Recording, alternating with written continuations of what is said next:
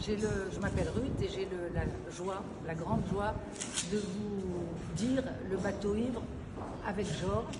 Et je vous remercie du fond du cœur d'être venu malgré ce temps, ce froid polaire. Merci à vous.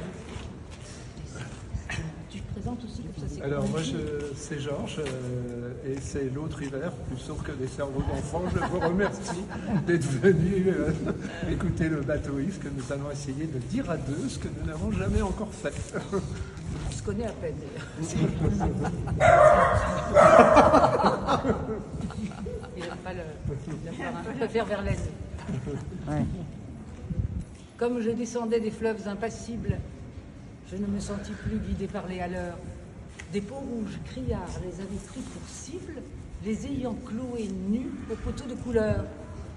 J'étais insoucieux de tous les équipages, porteurs de blé flamand ou de cotons anglais, quand, avec ces haleurs, on finit ces tapages. Les fleuves m'ont laissé descendre où je voulais. Dans les clapotements furieux des marées, moi, l'autre hiver, plus sourd que les cerveaux d'enfants, je courus, et les péninsules des marées n'ont pas subi tohu-bohu plus triomphant. La tempête a béni mes éveils maritimes. Plus léger qu'un bouchon, j'ai dansé sur les flots, qu'on appelle rouleurs éternels de victimes, dit nuit, sans regretter l'œil niais des falots. Plus douce qu'aux enfants la chair des pommes sûres, l'eau verte pénétra ma coque de sapin, et des taches de vin bleu et des vomissures me lava, dispersant gouvernail et grappin. Et dès lors, je me suis baigné dans le poème de la mer, infusé d'astres et lactescents, dévorant les azurs verts où flottait blême et ravi un noyer pensif, parfois décent. Ô teignant tout à coup, les bleuités, délire et rythme lent sous les rutilements du jour, plus forte que l'alcool, plus vaste que nos lyres, fermentent les rousseurs amères de l'amour. Je sais les cieux crevant en éclairs, et les ressacs, et les courants. Je sais le soir, l'aube exaltée ainsi qu'un peuple de colombes. Et j'ai vu quelquefois ce que l'homme a cru voir. J'ai vu le soleil bas, taché d'horreur mystique, illuminant de longs figements violets pareils à des acteurs de drames très antiques, les flots roulant au loin leurs frissons de volets.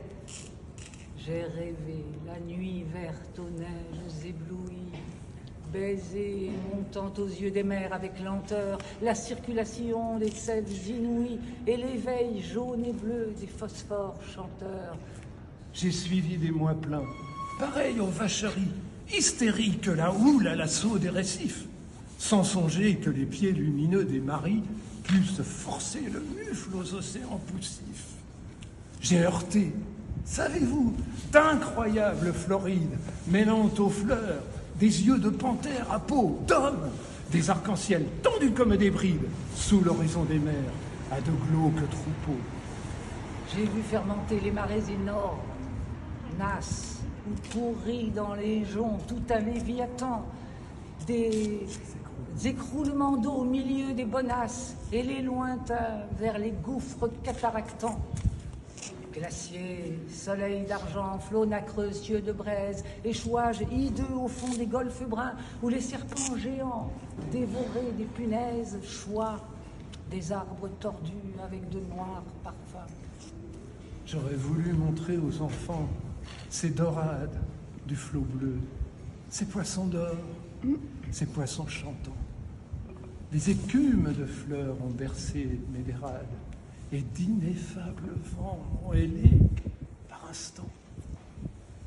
Parfois, martyr lassé d'épaule et des aunes, la mer, dont le sanglot faisait mon roulis doux, montait vers moi ses fleurs d'ombre aux ventouses jaunes, et je restais, ainsi qu'une femme à genoux.